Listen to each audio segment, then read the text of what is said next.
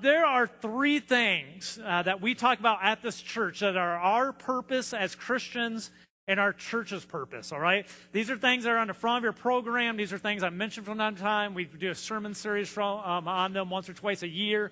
But they're simply this, and you know these. The first one is this: to represent Christ in whatever environment you're in. That one of our calls as Christians is to represent him and to show him to the world around us. The second one is to honor God with our lives and the choices we make. That the choices we make in and out every day, that those choices are things that would honor God, that he would be pleased with. And the last one is to follow the Spirit's lead, that we are to be attentive to where the Spirit is leading us and what he is asking us to do, and to follow that lead when we see it in our lives. And what I've said is this: if you would just focus on those three things up there, you would live the life that God's called you to live. You would live a life that he would be pleased with if you could just focus on those three things on a daily basis and go, that's what I'm trying to achieve. Same thing as us as a church. If we would focus on those three things as a church, we would be the church that God desires for us to be. This morning, though, we're going to focus on the third issue, and that is the issue of following the Spirit's lead in our lives. And here's the tough thing about following the Spirit lead in our life. It's probably the hardest one to define because it's more experience-based, all right? If we talk about representing Jesus, we have a model we can go to and go, that's Jesus, and we try to look like him and imitate him. We have a model to follow. When we talk about honoring God with our lives, we have text in the Bible that we can go read, and we can figure out, here's how you honor God with your life, okay? They're pretty tangible things to grab hold of. But when we talk about following the Spirit's lead, it's one of those things that's just an experience. And so it's hard to define for other people or to compare each other with. Following the Spirit's lead can come in all sorts of different ways, and it can come and look in all sorts of different forms. It can be as simple as coming over here and saying a kind word to someone at the appropriate time that God needs you to say a kind word to them. And it can be to the point where you sacrifice everything in your life and everything you've achieved to preach the gospel message to the world, like the Apostle Paul did, where he just gave up everything and went, I become a minister for Christ, and I give up everything to follow his lead. And it can cover everything in between those two extremes when we talk about following the Spirit's lead. The Spirit also works uniquely in each of our lives, and he calls all of us to do different things in order for all of us to achieve the work of the kingdom together, to do the things that God desires to have happen and what God desires to play out here on this earth for his kingdom. And because of that, each of our stories look differently, all right? So my story is going to look different from your story, and Sue's story is going to look different from Steve's story, and so on, because God calls all of us uniquely to do different things, and he speaks to us in different ways to accomplish different goals. So one of the other things hard about it is we can't even judge each other and look at someone else and go, look at what they're doing and look at what I'm doing, and ooh, good or bad, because they're all different. God calls us all differently, all right?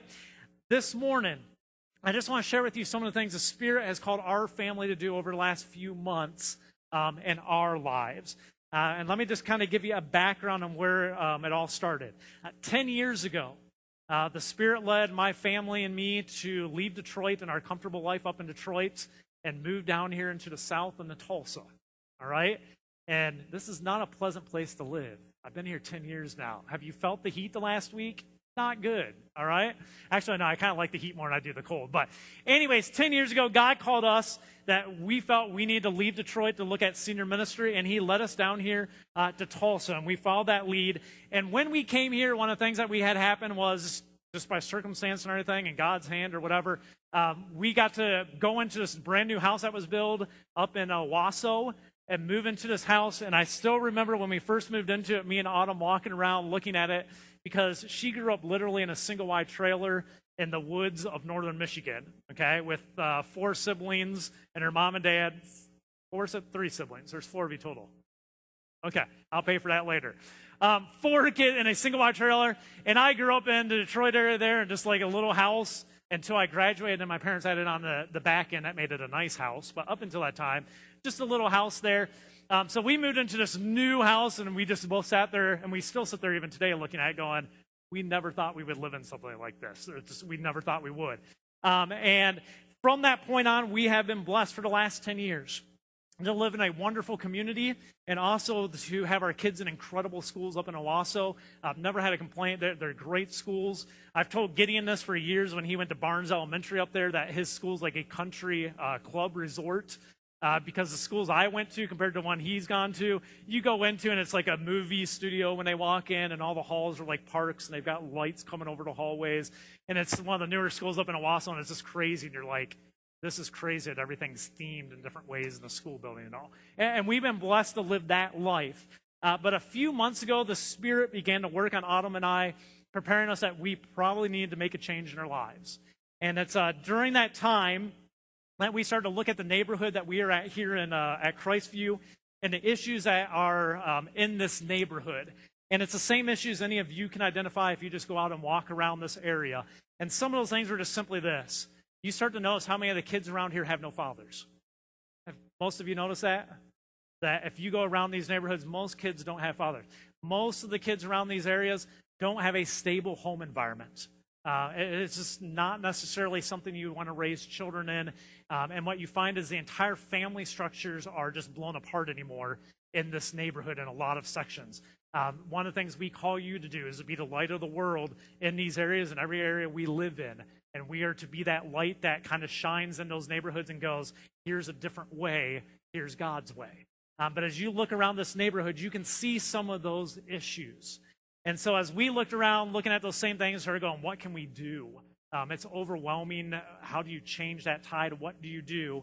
On April 21st, things came pretty clear to us of what we needed to do. And what happened on that day was it was a Thursday, and Liberty's school, she was in kindergarten, they were going on a field trip to the Tulsa Zoo. So we went on it because I can just, Thursday's actually my day off, so I was already off. Autumn doesn't work except on the weekends.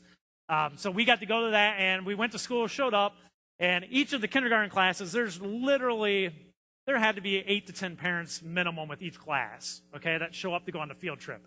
So we go on a field trip, and we get Liberty and just one of her friends, because there's like 20 kids in each class, so when there's 10 parents, you get one friend, and we walk around the zoo. So we walk around the zoo with Liberty and her one little buddy, and we meet up with some of them to eat lunch and stuff in the park at the zoo, do that whole thing. As we're going throughout the day, there's TPS, Tulsa Public Schools are there, and there's some of the union schools here with their little kindergarten classes as well. And one of the things we notice as you're going through the zoo, and I saw this 4 or 5 different times, we're there with 2 kids, and there's me and my wife, and you start noticing there's a teacher with like 25 kids in a line, and they just walk down and they're going from place to place, and they're all, dressed in their uniforms, and they're just in one line, and there's no parents with them. And you just start to realize, man, up here in Owasso, they've got 10 parents per class, and down here, there's not a parent that can get off work or whatever to come out to the zoo to spend time with the kids and kind of walk them around. And it was that day that we kind of looked at each other, and we just said this. We said, we have to move. We need to move down here into this neighborhood and figure out what we can do and how we can be a light down here, and we need to move our lives. So it was at that point we made that decision. The next day, I actually began looking for homes on Zillow and, realtor.com, where every day you sit there clicking buttons, looking and trying to find a house down here. And we started looking every day from that point of trying to find a house within about a 2-mile radius of this church building. One of the other things we had to do is I actually had to take my son Gideon, and this was a tough spot too, because he's been in the same school system his whole life. He's going into 7th grade. So I had to actually take him out on the front porch and basically go, hey, Gideon, here's what we're looking at doing. We feel God's calling us to do this. But I really don't want to do this without you being on board, because you're going to be the most affected, because the rest of our lives is going to stay pretty much the same, but you're going to have to leave schools and you're going to have to leave your friends you've been with for the last 6 years. And so I need you to pray for a couple of days and figure out, are you on board or are you not? So he took off. A couple of days back, he came back and he just said, you remember that conversation, son? Yep, on the front porch, yep. Came back a couple of days later and he said, if that's what God's calling us to do, we're good. We're good with that. And that was where we went. Okay, we will start doing that process. So from that point, we have spent countless hours trying to find a house down here in this neighborhood that we could do ministry from for ourselves. And let me just let you know this. We are not doing this because we're your minister and because we're ministers and we're paid to do this. We're doing this because this is what we feel God's calling us to do. And as Christians, we're trying to be obedient, okay? So this isn't because I draw a paycheck. This isn't because I'm special, I'm a minister. I'm doing this because I'm a Christian, and that's first and foremost why we are doing this move and why we're making this adjustment in our lives. So we have spent countless times trying to find a house that we could do ministry and kind of be a house that we could minister to the neighborhoods and be a stable family in those things. I will be honest with you, this process has not been easy. It has not been an easy thing. Following the Spirit's lead usually isn't. It usually makes you face some things you don't like facing. It usually stretches you ways that you are uncomfortable being stretched. One of Autumn's things she has said during this time is, I just remember she's giving me a smile, and I'm like, what are you going to share? And are you going to die if you share anything too much? Okay. One of the things she has said, and one of the comments she just made at one point was, I just don't want to be Jonah. Okay? And if you don't know the story of Jonah, Old Testament, Jonah is a guy, God comes to him and says, Jonah, you're going to go to this town and you're going to preach for me. And Jonah looks at God basically and says, no, I'm not. I'm not going there. I don't want to go there, and I'm going to stay where I'm at. And God says, no, you're going to go. And Jonah's the one who gets on the ship to go the opposite direction, and then you know the story because he gets swallowed by the fish. And Autumn's just going, I don't want the whale swallowing me, okay?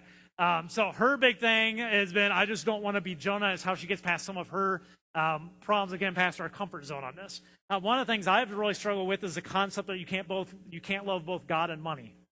That's been one of the big struggles is taking risk with your money and stuff like that and not knowing how it's going to turn out. And you want to know how it's all going to turn out. You're going to be financially stable and good and everything's going to be great and you're going to come out great with it. But at the same time, I'm finding out you can't be focused on that and following God at the same time because it will make you divide your allegiance. And Scripture, Jesus is very clear on this. You can't love both God and money. So that's been a struggle. I shared this in Sunday school class. That's been a real struggle, having to struggle through that concept of financial security and doing what God's called you to do and going, I have to let go of this to follow this. And that's been rough, to say the least. It's been more of an attack than I actually thought it would be. But to make a long story a little shorter for you, as of Friday night, we have, unless something were to out of the ordinary happen, we have a house that we're actually going to be moving into at 37th and 129th, which is just like a mile and a half up the road over this way. We'll be moving in there hopefully within the next couple weeks. We should be closing on about August 8th is the date right now, and then we will start the process of moving in there. Let me say this as well. We are still scared to death, and let me tell you why, because soon we're going to own 2 houses, okay? And with my salary, that's never a good place to be, owning 2 houses. So one of the things we would ask you, we would appreciate this, is if you would just pray God to be kind to us and help sell that quickly and get it off our hands and everything up there, and that would go smooth. That would be phenomenal. That would help us a lot and relieve some stress. But that is the process we're in there with that. Through this whole time, though, in the midst of all the uncertainty, one of the things I've tried to keep in mind is this. It comes from Proverbs chapter 3, verses 5 through 6. It says this, trust in the Lord with all of your heart. Do not depend on your own understanding. Let me stop you for a second. That is not easy, okay? It's not easy in this decision. It's not easy in our daily task and the daily things God calls us to sit there and trust in the Lord with all of your heart and do not depend on your own understanding, because the two conflict a lot, okay? And they conflict in the little things in life, and they conflict in the big things in life. And it's a battle you're always struggling with.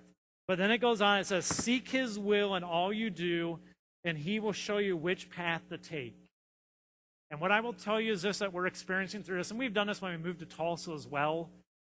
The weird thing about this is God never shows you what path it is early, okay? And he never shows you late, but he shows you at the perfect timing. But his perfect timing isn't always what you want, because you want him to lay it all out and go, oh, it's all going to be like that, okay? And he doesn't do that. But God always comes through at the right times, and he always prepares things, and he takes care of things if you're looking to follow his will, and things work out the way he wants them to work out. One of the things I've also said is this through his process. We could do this, and I'm saying these things so you learn as well. We could do this, and it could all blow up in our faces. It could all turn out horrible, and we end up bankrupt. But that does not change that we didn't do the right thing. That makes sense? God doesn't promise you prosperity, health, and health, wealth, and prosperity. He doesn't promise you to have the world. He promises you that you're to be faithful to him, and he'll take care of your eternity. Okay? So we could get all this. It could work out the way I dream it in my mind. Autumn dreams differently because I'm an optimist and she's more a realist. Or it could all implode. And the thing is, even if it implodes, it doesn't hurt my faith because I know what we're doing is what God's called us to do. And that's okay. So if it looks good in the world's eyes, it doesn't really matter to me because we're being faithful to what God has called us to do, whether it's successful or not in the world's eyes. All right? The reason for telling you all this today is twofold. One, I'm your minister, so I just want you to know what's going on with us. Okay?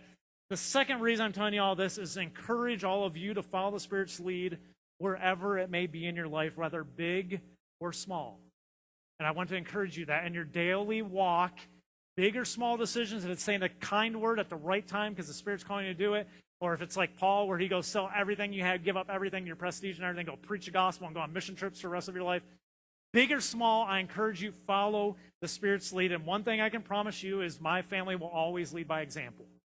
We will not call you to do things that we will not do ourselves in any of those areas, and that's what we're doing this for as well, is we're not going to tell you to follow the Spirit's lead and never be able to do it. One of the things that I've greatly desired for a lot of years is just this.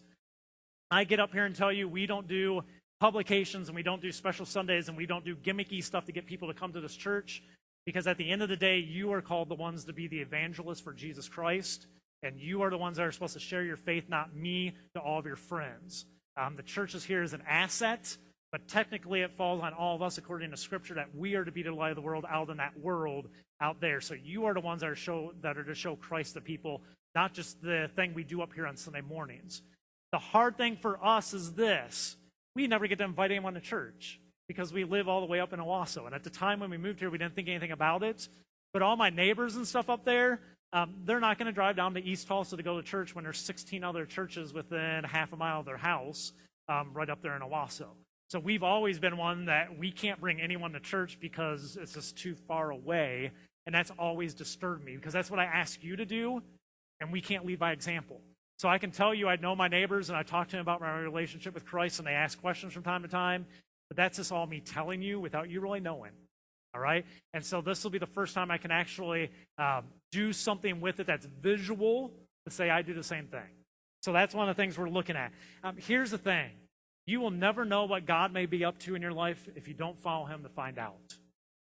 And the one thing I don't want any of us to do is to reject God and not follow his leading and never find out what it was he was going to lead us to.